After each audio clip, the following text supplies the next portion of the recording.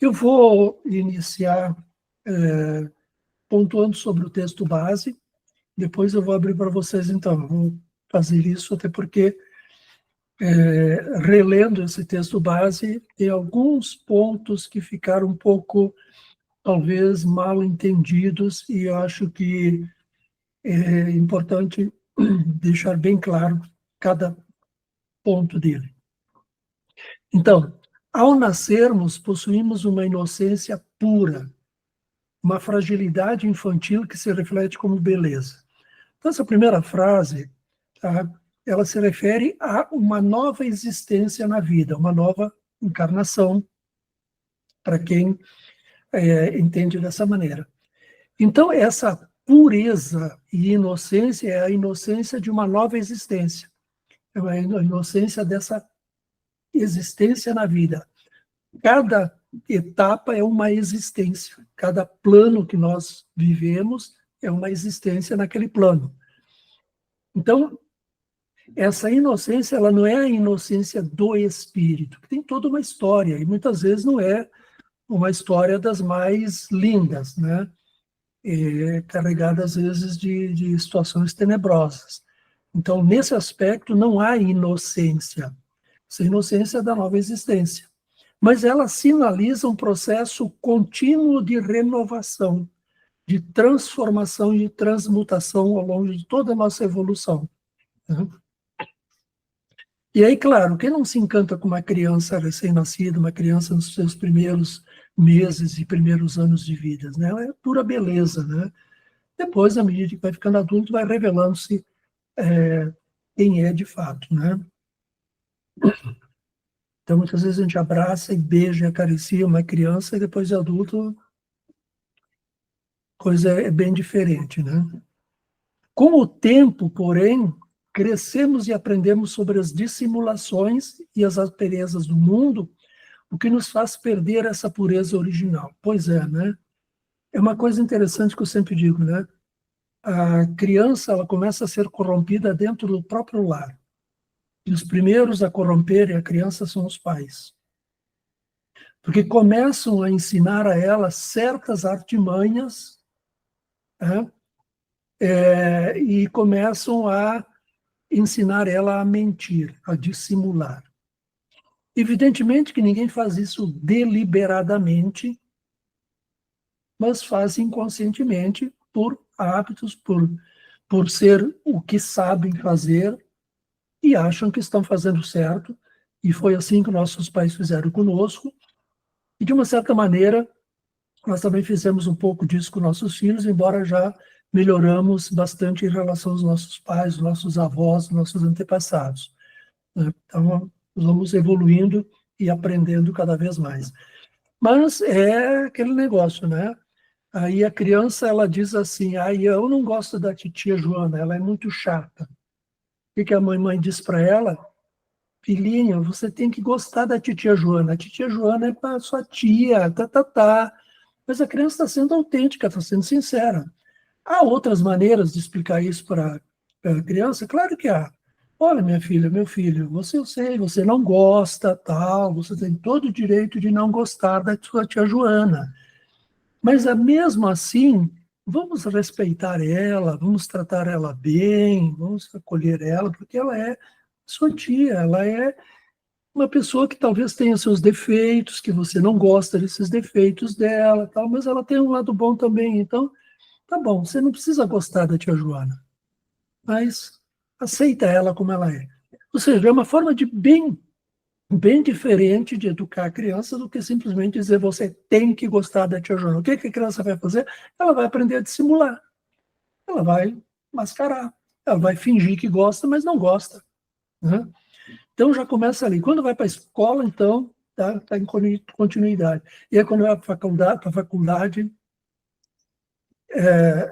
em grande parte, a maioria se corrompe definitivamente, né? Porque aí já entra no terreno das ideologias, incorpora ideias e tal. E não que isso seja errado. O problema é que, com isso, o ser humano se descaracteriza na sua originalidade. Ele passa a ser ou seja, ele passa a assumir um personagem muito mais do que ser ele mesmo. Então ele se corrompe. Isso é corrupção. Né? Corrupção não é só aquele negócio que os políticos fazem tomando dinheiro de cá e pagando propina de lá. Aquilo é o resultado final de um processo de um ser humano, de uma consciência já corrompida há muito tempo.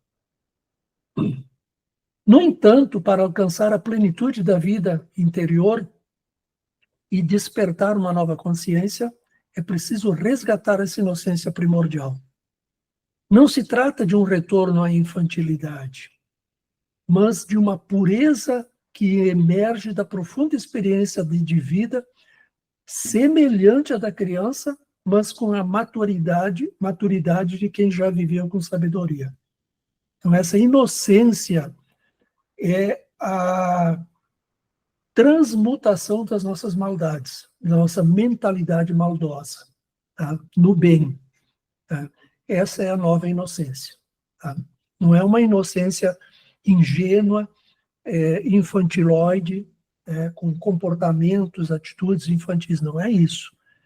É a inocência de acreditar no bem, de se tornar o bem, de praticar o bem, de transmutar a mentalidade maldosa que nós temos.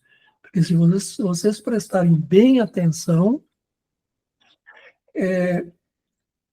em grande parte, o ser humano tende sempre a ver as coisas negativas primeiro, os perigos, as coisas sempre primeiro. Né?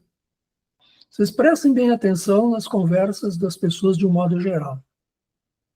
Há sempre, no primeiro ponto, uma negatividade. A coisa está ruim. Os políticos corruptos. A violência. Não sei mais o que. Aquele vizinho chato. Aquela coisa. Sempre primeiro a negatividade. Para nós, para quem está, por exemplo, que estuda a numerologia e pratica a numerologia, sabe muito bem que isso é quase que uma regra, né? Primeiro, vamos olhar para as coisas negativas no mapa da pessoa, né? Está em sequências negativas que não são negativas, está arcanos ruins, coisa ruim primeiro, sempre. Então, isso é um vício, um condicionamento do ser humano. Né? Não estou condenando ninguém, estou apenas dizendo como é, e se você não olha para a coisa como ela é, você não consegue mudar.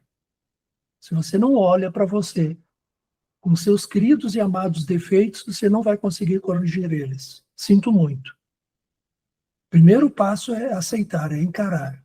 Né? E aí nós conseguimos transmutar e transformar aquilo que não é legal. A criança, em sua inocência, não enxerga maldade. Ela cultiva uma ingenuidade natural e deposita uma confiança plena tanto na vida quanto nos adultos, mesmo sendo totalmente dependente deles, né? Não está com a maldade desenvolvida ainda, né? Os perigos do mundo lhes são desconhecidos. Na verdade, são os perigos criados pelos próprios adultos, suas disputas, ganância, egoísmo e guerras estúpidas por motivos injustificáveis. Né?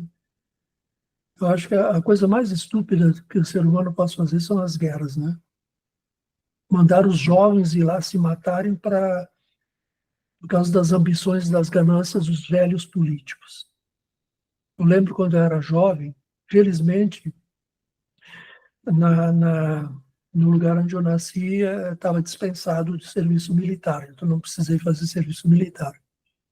Mas eu me borrava de medo de, assim mesmo, de ser convocado para o serviço militar e, eventualmente, que o Brasil se envolvesse em alguma guerra ou tivesse que ir para uma guerra. Era uma coisa, não sei se talvez experiência de encarnações passadas, mas tinha verdadeiro horror disso. Eu acho uma estupidez.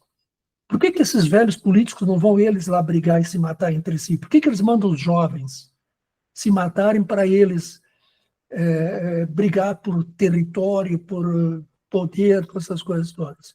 É a coisa mais estúpida do ser humano. É a culminância da estupidez humana, são as guerras. Nas entranhas deste mundo corrompido pelas ambições humanas, ainda se encontra o caminho original da verdade, do amor e da sabedoria, legado a nós para a nossa plena evolução espiritual. E nada se perde. A semente fica guardada, esperando o momento de germinar. A semente está no mundo. A semente está em nós. Ela aguarda o momento de germinar, florescer e frutificar. Ela ainda está aqui no mundo. As nossas angústias e sofrimentos apenas indicam o quanto nos distanciamos desse caminho. Todo sofrimento humano é originado basicamente do egoísmo, do apego, do egocentrismo, da separatividade, da ilusão da separatividade. O retorno, contudo, exige que nos tornemos como crianças outra vez. Esta inocência não é a da ignorância, mas a da sabedoria que reside na simplicidade e na espontaneidade. Ela representa a redescoberta da alegria pura e da capacidade de se maravilhar com a vida, livre dos fardos e condicionamentos do passado. O Arcano 18 nos trouxe essa questão dos condicionamentos do passado também, embora não tenha sido abordado diretamente, mas no texto lá do Arcano, que está na apostila, menciona essa questão do passado. É um arcano que nos remete aos condicionamentos do passado também, que nos remete que nos convida a nos libertar desses condicionamentos, a nos libertar dessas prisões. Nós ficamos muito olhando a vida pelo retrovisor, do passado. E isso envolve apegos emocionais, apegos familiares, apegos antepassados, apegos de uma maneira geral. Não estou dizendo que devemos desprezar isso. Estou dizendo que não devemos nos apegar. Cultive, curta, viva com alegria e espontaneidade, mas não se apegue. Porque todo apego gera sofrimento. Um dia a vida te tira. Um dia a vida te tira aquilo que você se apegou. E aí vem sofrimento. Então é melhor não se apegar. Segure com as mãos abertas. A hora que quiser partir, parte. Vai embora, pronto, vem mais. Mãos abertas para receber e dar. Porque a vida é esse movimento de dar e receber. É esse movimento de troca. É esse movimento contínuo de interatividade, de interação entre nós. Os percalços no caminho da transformação. O problema humano, em grande parte, está enraizado no apego ao mundo com seus atrativos e oportunidades. Ah, claro, né? O mundo é maravilhoso. O mundo é uma maravilha. Ele nos oferece quase que infinitas oportunidades, o que nós quisermos. Então nós nos apegamos a isso. Não estou dizendo que não são boas essas oportunidades. São as oportunidades para o nosso progresso, tanto material quanto espiritual. Mas o problema é que nós nos iludimos com isso. E aí começamos a prosperar, a progredir no campo da vida material, no campo da existência material, e nos esquecemos do outro lado. Ou colocamos o outro lado numa forma assim, pro forma, só para descargo de consciência. O lado do progresso material começa a prosperar, começa a progredir. Eu me encanto, mas eu tenho que manter aqui o lado religioso, porque senão vem o remorso, vem a culpa, aquela coisa. Mas é toda uma religiosidade pro forma, uma religiosidade para descargo de consciência, porque não está sendo. E olha, mais uma vez, não são todos, talvez minoria, porque tem muita gente rica, que tem verdadeiros impérios e são pessoas extremamente honestas e éticas e generosas. Então, nós nunca devemos generalizar isso, sempre. Mas fechar os olhos para o bem ou fechar os olhos para o mal é a mesma coisa. Fechou os olhos. Não quero enxergar o mal, estão me negando a transmutar o mal. Então temos que olhar para isso. Mesmo que não seja o nosso mal, porque nós temos na trajetória do outro os exemplos daquilo que nós podemos seguir e os exemplos daquilo que nós devemos evitar também. Então, observar, prestar atenção, nós podemos evitar com isso repetir erros que os outros já repetiram, aprender com os outros. Tá? Trata-se de uma ilusão nascida de uma perspectiva materialista, sustentada pela ignorância e por um ego que se tornou o centro da existência humana. Em consequência, o ser humano tornou-se egocêntrico, desejando que tudo gire em torno de si. O apego aliado ao egocentrismo forneceu assim um material com o qual se construiu a Torre das Ilusões. Quando nós falamos de materialismo, vamos entender como uma ideia, uma ideologia, uma crença. Quando nós falamos de materialidade, outra matéria é a substância, é a realidade do mundo onde nós vivemos. Então, temos sempre que distinguir isso. Vivemos no mundo da matéria. E não é porque é a matéria densa que nós tocamos, agarramos, pegamos, sentimos a sua densidade. Porque existe matéria sutil, que para nós não é matéria, mas é matéria também. Tá? Mas é que nós vivemos essa realidade. E nós não podemos desprezar as coisas do mundo, porque elas são os recursos que nos foram dados para o nosso progresso material, intelectual, cultural e espiritual. A questão é que quando nós começamos a rebanhar tudo em torno de nós, nos tornando o centro de tudo, o egocentrismo, nós nos separamos dos outros. Então, vem a ilusão, essa ilusão do egocentrismo e da separatividade. A jornada da alma pelo mundo atravessa diferentes estações, cada uma se apresentando com suas próprias lições e propósitos transformadores para a regeneração da consciência decaída e aprisionada na matéria.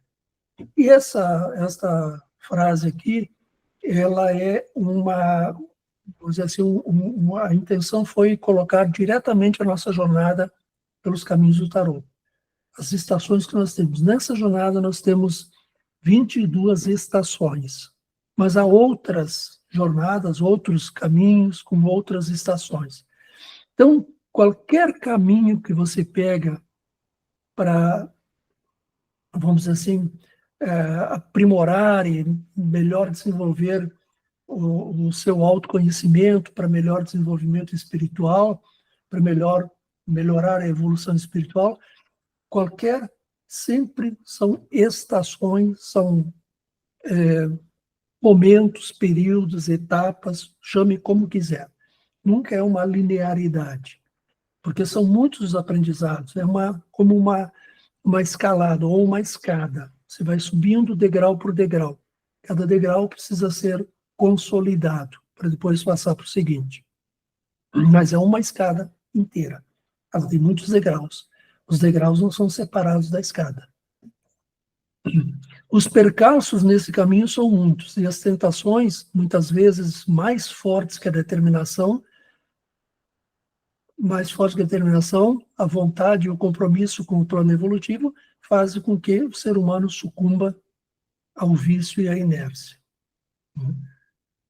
É bastante comum pessoas que se propõem a se dedicar à sua espiritualidade, ao seu desenvolvimento espiritual, ao seu autoconhecimento, e num dado momento, por algum motivo ou outro, por algum atrativo ou outro, ou pela preguiça, pela inércia, pela vontade não sólida o suficiente, acaba cedendo e voltando atrás ou entrando em caminhos viciosos e coisas assim. É imperioso afirmar que o ser humano é dotado de todos os atributos necessários ao seu progresso, tanto material quanto espiritual. Se algo lhe falta, não é por não lhe ter sido dado, mas sim por ele ter ignorado ou se descuidado da sua existência. Então, muito cuidado com essa frase, tá? Porque para você entender o significado real dessa frase, você não pode olhar para uma única existência do ser humano. Porque todos os recursos, todos os atributos foram dados ao ser humano. Se ele não está progredindo, é por falta de vontade, é porque ele se desviou, é porque não prestou atenção, ou porque não quer. Há certas existências, certas encarnações que têm umas chavetas, como eu já usei esse termo muitas vezes, umas travas em alguma área da vida, da existência. Por que isso? Para aprender sobre aquele aspecto. Então, pode ser que a pessoa que foi muito gananciosa, que teve muitos recursos materiais e financeiros e não soube usar deles para o seu próprio progresso espiritual e para os outros, tornando-se egoísta, pode ser que venha uma próxima existência, uma próxima encarnação com uma chaveta dificultando o seu progresso material e financeiro. Mas ele tem todos os recursos para, dentro daquele plano, desenvolver-se plenamente. Dentro daquele plano, com as limitações que o destino lhe impôs devido ao karma. Então, temos que entender sempre dessa maneira, que não é porque nós temos todos os recursos, todos os atributos, inteligência, consciência, vontade, etc., que vamos todos progredir e ficar ricos materialmente e tal. Não é bem assim a coisa. Né? Nós temos uma história, cada ser humano é uma história. Cada ser humano tem um traçado determinado pela sua necessidade evolutiva e levando na bagagem aquilo que vem do que fez no passado, ou seja, o seu karma. No entanto, todo progresso exige esforço educativo, persistência, vontade e, principalmente, obediência ao impulso profundo da consciência. Eu já tenho falado sobre esse impulso da mônada, esse impulso da centelha, da consciência profunda, que nos impulsiona para frente. O dia que nós aprendermos a prestar toda a atenção a esse impulso, nosso avanço em termos de progresso espiritual vai ser gigantesco. E muito cuidado, porque quando se fala de progresso espiritual, de evolução espiritual, de consciência espiritual, não estamos falando de afastamento do mundo. Não estamos falando de separação do mundo. Não estamos falando de uma vida monástica necessariamente. É possível você avançar o seu progresso espiritual cumprindo a sua missão. E se a sua missão é a missão de impulsionar o progresso material, que é base do progresso intelectual e espiritual. Por exemplo, se a sua missão é multiplicar riquezas para proporcionar renda para mais e mais famílias, é uma missão espiritual. É dentro desse contexto que você vai ter o seu progresso. Né? Então, quando se fala de progresso espiritual, de evolução espiritual, não se trata de religião ou religiosidade ou essa coisa monástica separada. Cada um de nós vem com um plano, com um programa, com uma missão a cumprir. E a missão do empresário, por exemplo, é uma missão tão nobre quanto a missão do sacerdote, ou do médico, ou do professor, ou do psicólogo, ou de quem quer que seja. Porque se o sacerdote impulsiona o progresso das almas, o empresário impulsiona o progresso do estômago. Então ele é tão necessário quanto o sacerdote, quanto o médico, quanto o professor e assim por diante. É isso que nós precisamos entender. Espiritualidade é viver na consciência espiritual cumprindo a missão que você assumiu, a missão que lhe foi dada, seja ela qual for. Os percalços no caminho, embora se apresentem como provações ou testes à vontade, nunca serão empecilhos ao avanço. mas sim oportunidades de superação e desenvolvimento de talentos e da própria inteligência. Os desafios, eles vêm para impulsionar o nosso progresso. Porque quando nós somos desafiados, quando nós temos um problema, nós não nos esforçamos mais, e muitas vezes desenvolvemos alguma habilidade que nós nem pensávamos ter, e só desenvolvemos porque a vida nos desafiou, porque a vida nos colocou um obstáculo, a vida nos deu um problema para resolver. Então, desafios, obstáculos, são oportunidades.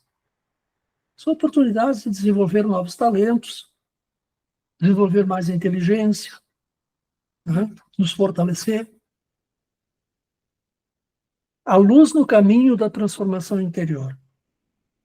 A transformação interior e a transmutação mental se desdobram em diversas etapas, nas quais a consciência é confrontada consigo mesma, com as sombras profundas do inconsciente que clamam por iluminação.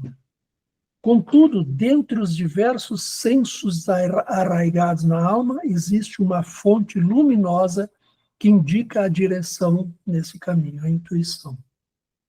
No dia que nós compreendermos o valor da intuição, certamente viveremos de maneira muito mais espontânea, natural, com menos sofrimento, com menos erros cometidos.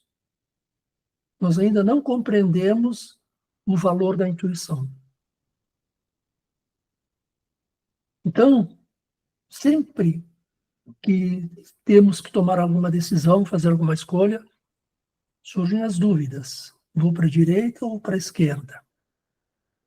Faço desse jeito ou faço daquele jeito? E aí nós vamos pedir opiniões para os outros, né? Quando nós temos o consultor gratuito interno, nós temos em nós o consultor que pode nos orientar. É só pedir para ele. E seguir a intuição e acreditar. Evidentemente que há situações em que nós precisamos do auxílio dos outros. Mas o auxílio do outro não é a decisão dele que eu devo seguir, é a minha decisão. Ele vai me mostrar os caminhos, ele vai me mostrar os riscos, as oportunidades, ele vai me educar, ele vai me instruir. Mas na hora de escolher se vou para a direita ou para a esquerda, sou eu. Tem que ser eu. Não tem outro jeito. Se eu for pela escolha do outro, pode até estar certo, mas não é a minha escolha. E quanto mais eu depender dos outros, menos eu desenvolvo a minha independência nesse sentido, não é independência do todo, menos eu desenvolvo a minha individuação. E a individuação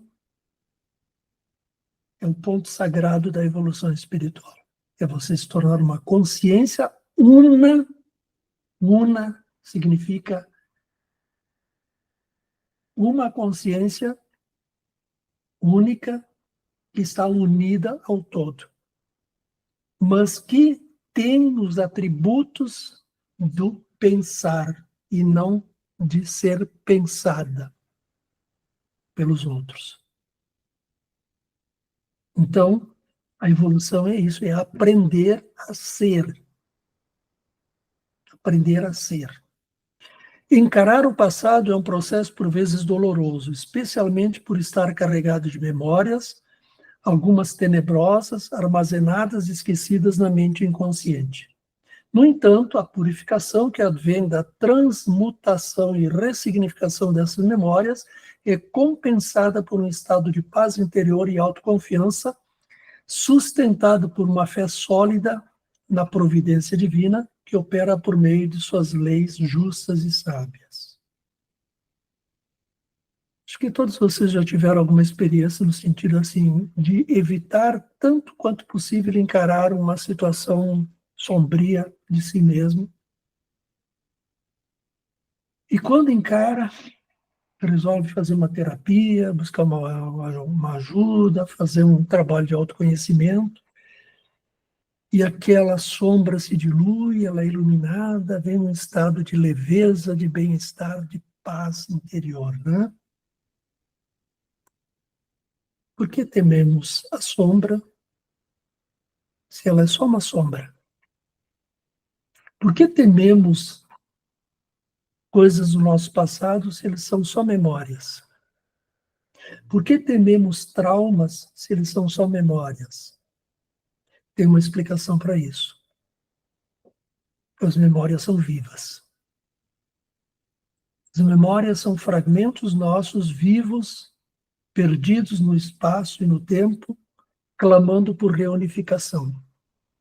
E a pacificação do ser humano, pacificação plena e completa, só acontece quando ele se reunifica em todos os seus fragmentos.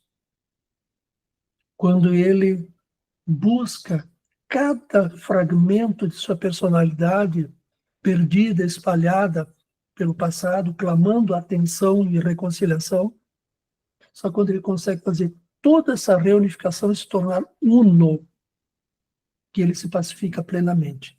Então ele estará pronto para a grande travessia da noite obscura da alma e alcançar a iluminação em seguida. E a propósito, já vou esclarecer algo importante. Quando nós fazemos uma jornada como essa, e nós chegamos no Arcano 19, a iluminação, a nova consciência, plenitude, a inocência, a completude, não nos iludimos, porque não é uma jornada dessa que vai realizar um milagre. Nós estamos fazendo um ensaio que depois vai se repetir inúmeras vezes, dependendo de cada um, mas é um ensaio que vai nos preparando gradativamente nessa escalada evolutiva. E quando chegar o grande momento lá na frente, que não sabemos quando será, estaremos prontos, conscientes, e essa noite obscura da alma ela não será tão dolorosa. Porque ela vem, a gente sabe, por todos aqueles que alcançaram a iluminação, os relatos são que ela vem. Por quê? Por que ela vem? Porque é aquela última travessia, aquele último túnel que você tem que atravessar para alcançar a luz.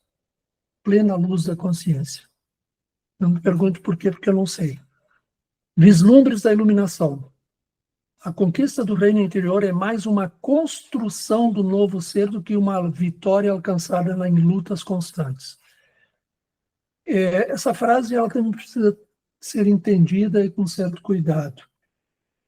Ah, mas eu então não devo lutar contra meus vícios, contra minhas sombras, contra todo o meu mal? Não.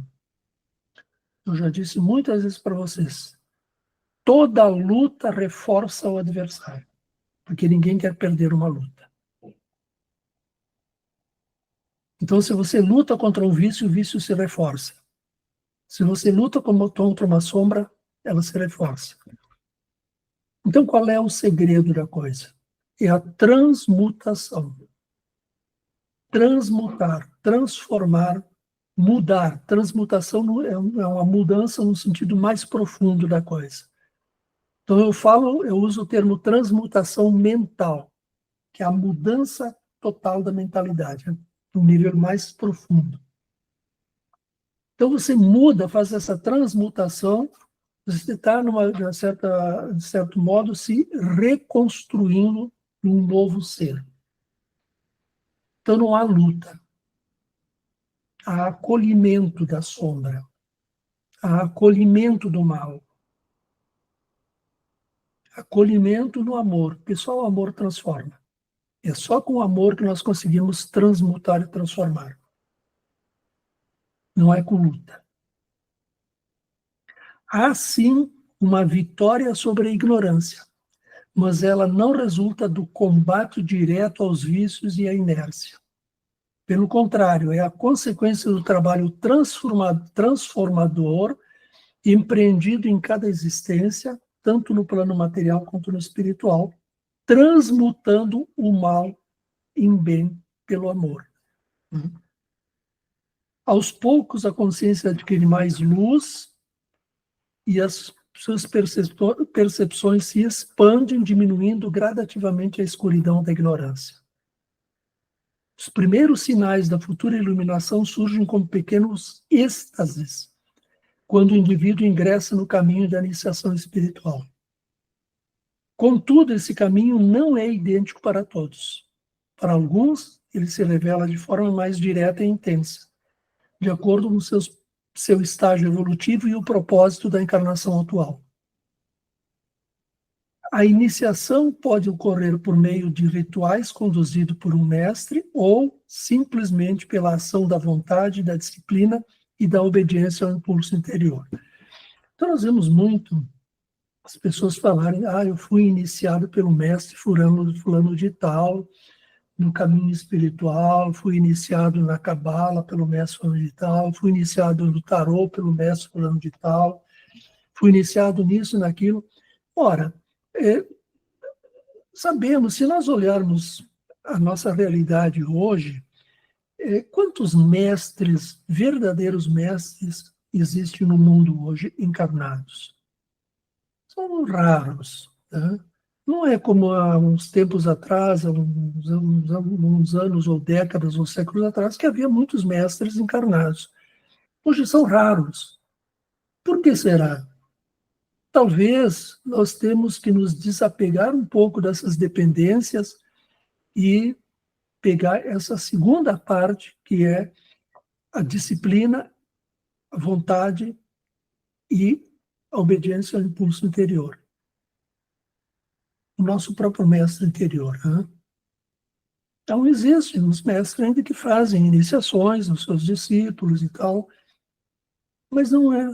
Se nós formos depender só disso, nós vamos demorar alguns milênios ainda e muitas encarnações. Então, não vamos ficar esperando. Quando o discípulo está pronto, o mestre aparece. Mas qual mestre?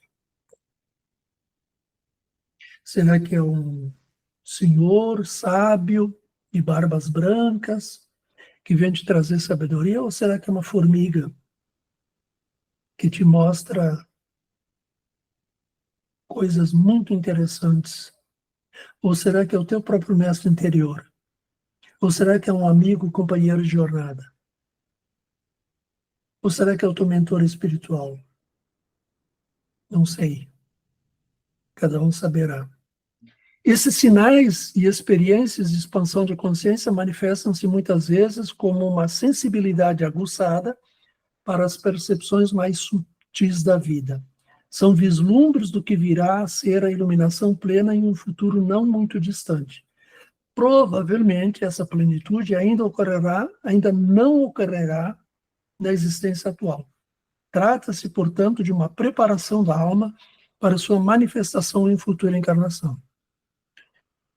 Nós já conversamos aqui algumas vezes, e alguns de vocês já manifestaram essa maior sensibilidade, né? Isso é um processo natural. E o que é essa sensibilidade? É a manifestação da nossa natureza real, da nossa natureza verdadeira. Porque nós construímos uma casca grossa em torno de nós, um castelo de proteção. E a própria matéria, ela diminui muito a nossa sensibilidade. Então, quanto mais apegados à matéria, ao corpo, à personalidade, às coisas, menor é a nossa sensibilidade. Mas quando nós começamos a mudar a conjugação do verbo da primeira pessoa, eu, para o nós, essa nossa sensibilidade começa a aumentar, porque nós começamos a olhar para o outro e entender que ele é o outro nós, ele é o outro eu. Então aumenta a nossa sensibilidade, sim. Nós nos tornamos. E o que é essa sensibilidade? Talvez seja a compaixão. A iluminação espiritual e a nova consciência. A iluminação plena da consciência é reflexo da inteligência e da sabedoria espiritual que floresce no amor e é uma expansão do campo de percepções da consciência. A sabedoria espiritual está no silêncio e a semente dela é o puro e verdadeiro bem. Uma visão inefável desperta por ação da misericórdia divina quando o ser se completa e na contemplação do todo e reconhece que possui os mesmos atributos do todo em sua essência, bem como o potencial para o seu desenvolvimento. Mas reconhece, agora mais do que antes, que a humildade lhe serve mais que a pretensão de se iluminar. Nesse despertar da nova consciência, abre-se o espaço interno para a manifestação de seu potencial de inteligência, amor e compaixão, embora isso não ocorra de repente, nem mesmo em um prazo determinado, pois dessa maneira ainda seria um desejo envolvendo o ego. Há uma historinha acerca do Gautama, o Buda, que perseguia a iluminação insistentemente, queria alcançar essa iluminação espiritual e não tinha jeito de acontecer. Quando ele desiste, ele senta junto à árvore do Buda e relaxa e se entrega, vem o lampejo, vem o insight e ele se ilumina. É uma historinha que é contada como uma metáfora, talvez. Mas ela quer dizer o seguinte: todo desejo é desejo do ego. É o ego que quer. É o eu, o pequeno eu, ego que quer. E a iluminação não acontece quando eu quero. Acontece quando eu permito, quando eu abro espaço. Porque é uma conexão que acontece terra-céu. Quando fecha o circuito elétrico das polaridades terra e céu, ou seja, é quando há aquela energia que nós chamamos de Kundalini, sobe e transpassa o topo da cabeça, o chakra coronário, e estabelece a conexão. Então é uma conexão terra-céu, que depende de lá para cá também, não só daqui para lá.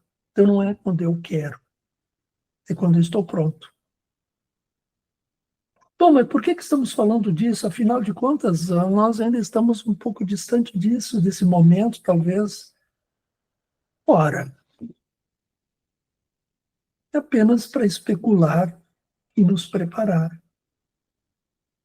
Não é porque não vai acontecer agora que não devemos estudar, né? Não é porque que não vai acontecer agora que não devemos nos preparar, né? É a mesma coisa a morte, né? Ninguém vive para morrer, né? E aí quando a dona morte bate na porta, fica todo mundo desesperado, né? Mas é a coisa mais certa que vai acontecer conosco. Por que nós não podemos viver nos preparando já para ela? Mas vamos evitando. Ah, isso aí é mais adiante, ainda sou novo. Você não sabe quando é que é a hora do chamado, né? Ninguém sabe. E aí quando ela chega e bate na porta, olha, eu vim te buscar. Pelo amor de Deus, me dá mais um tempo. Eu ainda tenho muita coisa. Eu tenho que pedir perdão para fulano, tenho que perdoar para ciclano, tenho que me reconciliar com Beltrano, tenho que pagar minhas promessas, não sei mais o que. Me dá mais um tempo, dona Morte. Sinto muito, chegou a sua hora. Agora você vai. Então, é a mesma coisa, esse processo da iluminação espiritual. Vamos viver a nossa vida cotidiana normalmente. Trabalhando, comendo, rezando, nos divertindo, mas nos preparando para esse momento. mesma coisa com relação à morte. Vamos continuar vivendo, né? Construindo nossos patrimônios, amealhando riquezas, estudando, mas com vistas na porta que está lá na frente, esperando para se abrir para a nossa passagem, né? Sabemos que vai acontecer. Por que não se preparar desde já? Assim, a jornada da consciência completa seu ciclo. Parte da natureza ingênua da criança, inocência pura da criança, atravessa os desertos do ego e os percalços da transformação para finalmente reencontrar essa inocência original, agora vestida de sabedoria.